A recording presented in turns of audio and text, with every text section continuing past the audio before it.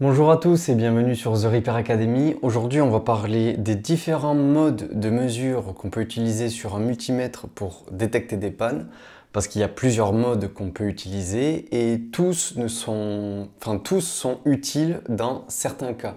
On peut utiliser certains modes si on sait ce qu'on recherche, ou on peut utiliser d'autres modes si on ne sait pas vraiment ce qu'on recherche.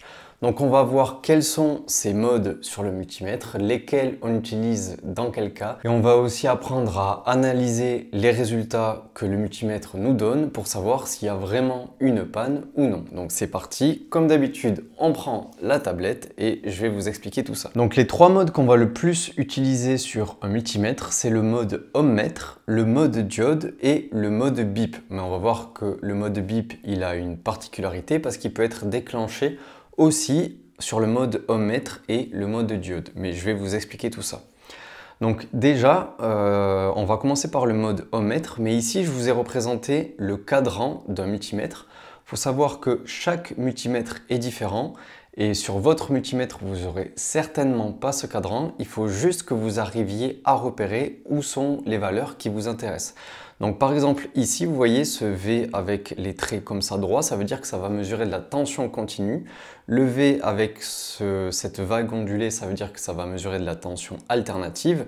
Et ici on a le symbole ohm, donc ça veut dire que ça va mesurer de la résistance. Il y a une petite particularité ici parce qu'il y a le logo du mode diode qu'on verra ensuite, mais ici ça ne va pas mesurer la résistance, on verra ça après. Ici vous avez écrit milliampères, ça va mesurer tout simplement l'intensité. Et ici, parfois sur d'autres multimètres, vous pouvez avoir d'autres fonctions techniques ou spécifications. Donc là, en l'occurrence, il y a un mode qui permet de mesurer les batteries ou d'injecter. Je ne sais pas exactement ce qu'il peut faire ce multimètre, mais voilà. Sur chaque multimètre est différent, il faut juste que vous arriviez à repérer où se trouvent les valeurs qui vous intéressent. Donc ici, le mode ohmmètre, en général, vous sélectionnez là où vous voyez le symbole ohm. Et ensuite, vous avez les différents chiffres ici qui sont les différents calibres. Donc imaginez que vous allez mesurer une résistance qui mesure 100 ohms. Eh bien, vous allez vous placer sur le calibre 200 parce que 100 est inférieur à 200. Si vous vous placez sur le calibre 2K, donc 2000, ça va aussi le lire, mais ce sera moins précis. Donc on essaye à chaque fois de choisir le calibre qui est le plus proche de la valeur qu'on attend. Parfois sur des multimètres, ces choses-là se font automatiquement, mais si vous n'avez pas la fonction automatique, c'est à vous de choisir le calibre. Et par exemple, si ma résistance fait 2 kΩ, donc 2000 ohms, et que je me mets sur le calibre 200, donc 2000 est beaucoup plus grand que 200, eh bien mon multimètre va m'afficher 1 ou OL. Enfin, souvent ce sera 1 qui est synonyme de valeur infinie. Ça veut juste dire, ça ne veut pas dire que la résistance est infinie, ça veut juste dire que ça n'arrive pas à le lire parce que vous êtes sur le mauvais calibre. Donc le mode ohmmètre, on s'en sert pour quoi? On s'en sert pour mesurer la résistance comme je viens de l'expliquer. Et cette résistance, elle se mesure en ohms. Donc si vous vous rappelez des principes de base que j'ai fait dans la vidéo précédente, la résistance, c'est ce qui permet de réduire ou non l'intensité en fonction justement de la grandeur de la résistance.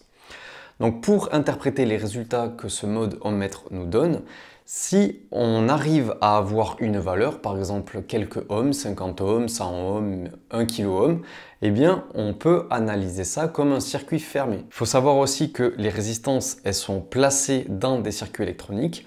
Donc si par exemple vous placez une résistance de 100 ohms dans un circuit électronique qui a plein d'éléments autour d'elle, eh bien tous les éléments qu'il y a autour d'elle peuvent influencer sa mesure si elle est dans le circuit électronique. Donc même si elle fait 100 ohms, si vous la mesurez dans le circuit électronique, elle fera peut-être pas 100 ohms. Elle fera 50, 80, ça dépend des éléments qu'il y a autour. Si vous voulez être sûr de sa valeur, il faut sortir la résistance du circuit pour complètement l'isoler et mettre les sondes à ces bornes. D'ailleurs, les sondes en mode ohmmètre, il n'y a pas de sens. Pour mesurer une résistance, vous pouvez mettre la sonde rouge ou noire d'un côté ou de l'autre, ça ne va pas changer la mesure. Donc si vous mesurez une certaine valeur, ça veut dire que le circuit est fermé, qu'il y a du courant qui passe et qui rencontre une résistance. Si vous mesurez le circuit OL ou 1 comme une résistance infinie, soit vous vous êtes trompé de calibre, soit le circuit est ouvert. Donc pour rappel, j'ai aussi parlé de circuit ouvert, circuit fermé dans la vidéo précédente. Donc si ces termes ne sont pas clairs, allez d'abord voir la vidéo précédente. Donc si vous rencontrez 1 ou OL, ça veut dire que le circuit est fermé. Par contre, si vous rencontrez sur le multimètre et que ça vous affiche une valeur de 0 ohm, dans ce cas-là, ça veut dire que ça mesure comme la résistance d'un fil qui est de 0 ohm. Ça veut dire qu'il y a une continuité comme si c'était un interrupteur fermé. Donc là, c'est comme s'il y avait un composant en circuit fermé. Ici, c'est comme s'il y avait un circuit ouvert, donc un interrupteur ouvert. Et ici, c'est comme s'il y avait un interrupteur fermé, donc aucune résistance. Dans ce cas-là, si vous trouvez une résistance de 0 ohm, ça peut être interprété comme un court-circuit, mais parfois, il y a des résistances de 1 ohm, 2 ohms, 3 ohms, etc. sur des schémas électroniques. Donc, il faut bien vérifier la résistance à laquelle vous vous attendez. C'est pas parce que vous avez une valeur proche de 0 ohm que vous êtes forcément en court-circuit. Ensuite, le deuxième mode que vous pouvez utiliser sur le multimètre, c'est le mode diode. Et c'est ce qui est représenté par ce logo, donc le logo d'une diode. Dans ce cas-là, ce qu'il vient mesurer, même s'il est placé dans le cas de ce multimètre sur le mode ohm, le mode diode, en fait, ce qu'il va faire, c'est que entre ces sondes, on va injecter une petite tension, donc ça va transmettre, donc ça va faire circuler un petit courant, et le mode diode, donc le multimètre, va afficher la chute de tension qu'il a mesurée grâce à ce mode diode. Donc par exemple, si vous avez un circuit qui est fermé, donc c'est-à-dire que le courant passe dans un sens et pas dans l'autre, eh bien vous devez avoir une valeur qui va se lire en volts ou en millivolts, mais en tout cas la valeur de base c'est le volt. Donc si un circuit fermé par exemple, vous pouvez avoir 1 volt, 0,5 volts, 0,6, 0,7 volts. Là ça veut dire qu'il y a du courant qui passe dans le circuit que vous êtes en train de tester. Si vous avez la valeur OL sur le mode diode, ça veut dire qu'il n'y a pas de passage de courant. Donc par exemple, si vous mesurez une diode, dans un sens vous allez mesurer 0,7 volts, donc ça veut dire que le circuit est fermé dans un sens. Mais si vous inversez les sondes, donc là le sens de branchement des sondes est important et on va voir après lequel on préconise pour plus facilement mesurer des valeurs et trouver des défauts. Et bien sûr une diode, si vous mesurez dans un sens, vous allez avoir 0,7 volts, donc ça veut dire que le circuit est fermé et qu'il y a du courant qui passe. Mais si vous mesurez dans l'autre sens, ça veut dire que le circuit est ouvert et que le passage du courant est bloqué. Ce qui est le fonctionnement normal d'une diode. Si vous ne le savez pas, allez regarder ma vidéo sur les diodes où j'explique tout ça. Ensuite, vous pouvez aussi avoir une valeur qui est de 0 volts. Donc, si c'est une valeur qui est proche de 0 volts, par exemple 0,05, ça ne veut pas forcément dire que c'est un court-circuit. Il peut y avoir de faibles valeurs. Mais si vous avez vraiment une valeur qui est de 0 volts, 0,00, ça veut dire que vous avez un court-circuit. Parce qu'il n'y a pas une chute de tension si on se place aux bornes d'un fil. Donc c'est pour ça qu'on peut interpréter le 0 volts comme un court-circuit. Maintenant, je vous ai dit que le sens des sondes était important dans le mode diode. Là, comme ça, on se dirait intuitivement qu'on place la sonde noire à la masse et la sonde rouge sur la polarité positive du composant qu'on veut mesurer. Si c'est sur une résistance, peu importe, on place la sonde rouge d'un côté. Mais en fait, faire ça, ça peut permettre d'apprendre des choses, mais il est mieux d'orienter les sondes dans l'autre sens parce que la lecture va être plus rapide et l'interprétation des résultats va être plus rapide. Pourquoi ? Alors, il y a plusieurs raisons à ça, mais j'en ai relevé 3, on va dire. La première, c'est que si vous placez les sondes dans le sens conventionnel, on va dire, donc la sonde noire à la masse et la sonde rouge à une borne positive, et bien là, vous allez injecter du courant dans le sens normal de fonctionnement. Donc, comme vous allez injecter du courant dans ce sens normal, ça peut parfois activer des fonctions qui vont fausser la mesure. Donc ça, c'est une des premières raisons. La deuxième raison, c'est que dans un circuit électronique, il y a plein de chemins possibles pour le courant. Il y a des chemins en série, il y a des chemins en parallèle et il y en a des milliers qui sont interconnectés partout. Si vous vous mettez dans le sens conventionnel du courant, donc sonde noire à la masse et sonde rouge au positif, eh bien vous n'allez pas forcément voir de court-circuit parce que le courant, il va forcément trouver un chemin. Alors que si vous inversez le sens des sondes, qui n'est pas le sens conventionnel du courant, eh bien là, si le courant, il arrive à trouver un chemin, c'est qu'il y a un court-circuit parce que c'est pas censé être le sens normal. Donc si on voit quelque chose, c'est qu'il y a un problème. Et enfin, la troisième raison, c'est une raison un peu plus technique, c'est que dans les circuits intégrés, souvent, il y a ce petit schéma-là. En fait, ça, c'est ce qu'on appelle des diodes de protection, enfin des diodes de clamp, qui sont des diodes de protection qui protègent contre les surtensions. Et ça, c'est ce qu'il y a à l'intérieur de chaque broche, on va dire, de chaque entrée de circuit intégré. Donc là, par exemple, vous avez un circuit intégré où vous avez la broche EN, la broche 1, 2, 3, enfin peu importe, vous avez une broche. Et bien à l'intérieur, vous avez ça. Et ça, c'est quoi? Ce sont les diodes de protection qui sont branchées dans ce sens. Alors pourquoi elles sont branchées dans ce sens? Eh bien ici, vous allez avoir une tension qui arrive, donc un courant qui veut circuler, pour aller ici. Donc techniquement, le courant, il ne peut pas aller ici, parce que c'est bloqué, une diode fonctionne dans ce sens-là et dans ce sens-là. Donc là, il ne peut pas aller ici, et il ne peut pas aller ici non plus. Pourquoi? Même si c'est le sens de la diode, ici, c'est alimenté par VCC et ici, on aura forcément moins que VCC que la tension d'alimentation. Et si vous vous rappelez l'analogie sur les réservoirs d'eau que j'ai fait dans la vidéo précédente, eh bien le potentiel, il va toujours vers le potentiel le plus bas. Donc ici, VCC, c'est plus haut que le potentiel qu'il y a ici. Donc, ça va forcément aller ici. Maintenant, qu'est-ce qui se passe s'il y a une surtension? Si ici, il y a une tension qui est plus grande que VCC, eh bien le courant, il va aller ici, ça va protéger en fait ce circuit intégré ici. S'il y a une plus grande tension prévue qui est plus grande que VCC, ça va dégager ici le courant. Et par exemple, s'il y a une tension qui est négative, s'il y a une surtension aussi, eh bien ça va passer par ici. Donc en gros, ce sont des diodes de protection pour protéger les composants qu'il y a après.